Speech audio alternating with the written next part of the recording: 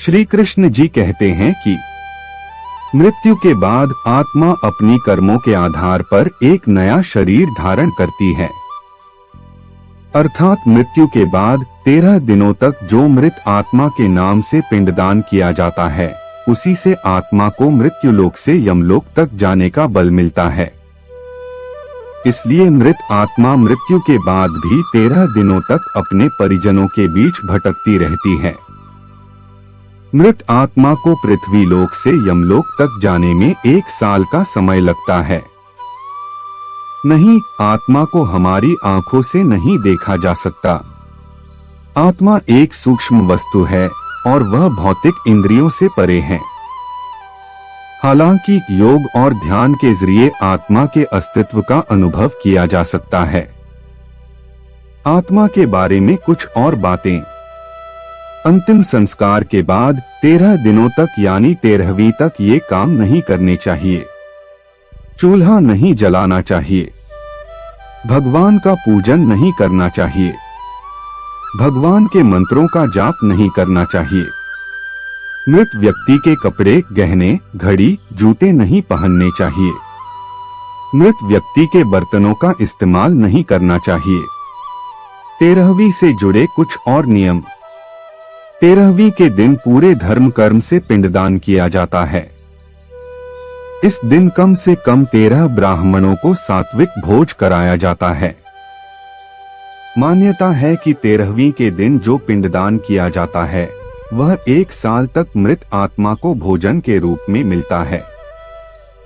अगर पिंडदान न किया जाए तो यमदूत आत्मा को यमलोक तक ले जाते हैं।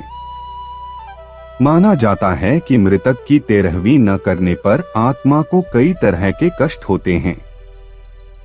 मृत्यु के बाद 12 दिन का समय सूतक काल होता है।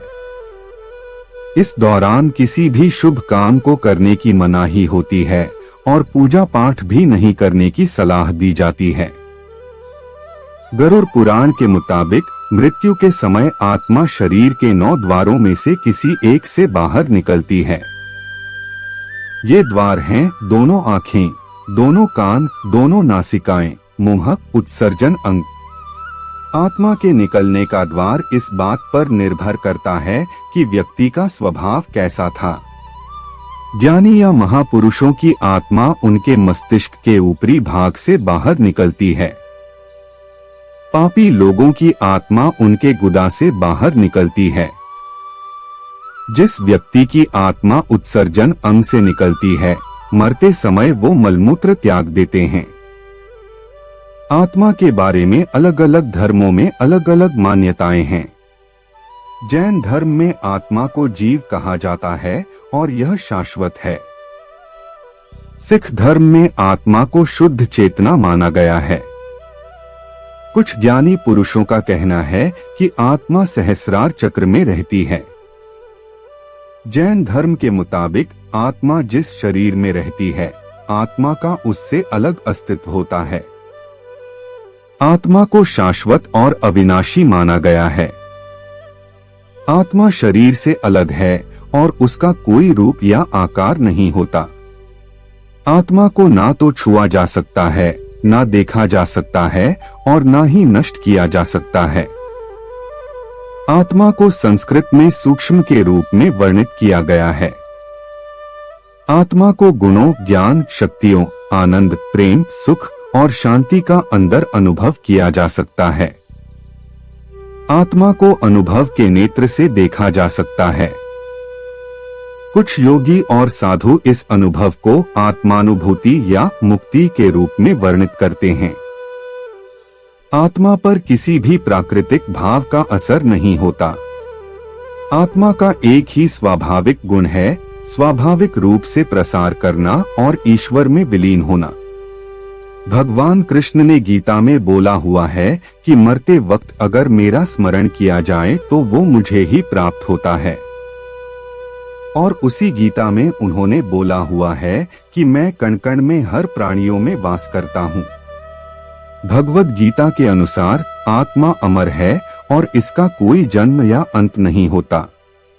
आत्मा को न तो आग जला सकती है, न पानी भिगो सकता है, न हवा सुखा सकती है, और न ही तलवार काट सकती है।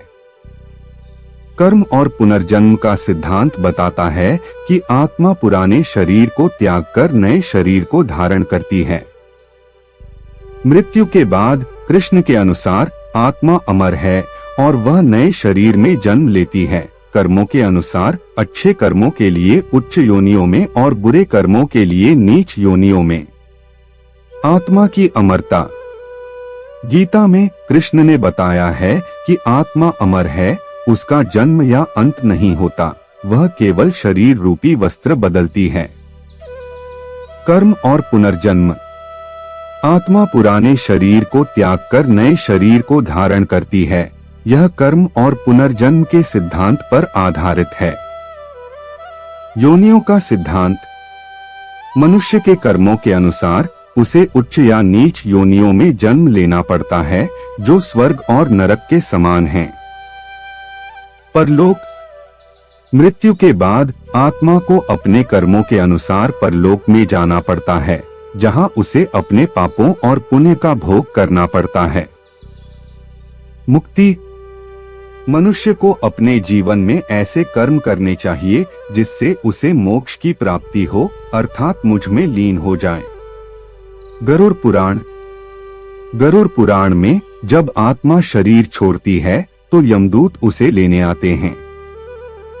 मृत्यु के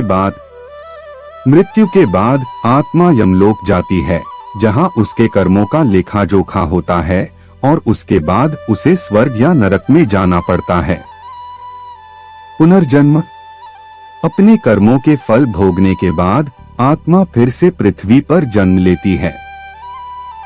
इसी के उत्तर में भगवान श्री कृष्ण ने अर्जुन को उपदेश दिया है कि शरीर के नष्ट हो जाने पर भी वह नष्ट नहीं होता, वह नष्ट न होने वाला अनश्वर या नित्य तत्व मनुष्य का अपना वास्तविक रूप है। यही आत्मा है। निष्कर्ष यह है कि मनुष्य मृत्यु के बाद भी रहता है, शरीर से नहीं, स्वरूप से। 3 दिनों बाद अर्थात 13वें दिन वह यमलोक पहुंच जाती है। यमलोक में चित्रगुप्त जीव के सभी कर्मों का लेखा यमराज को प्रस्तुत करते हैं। उसके आधार पर यमराज जीव के लिए स्वर्गलोक या नरकलोक तय करते हैं।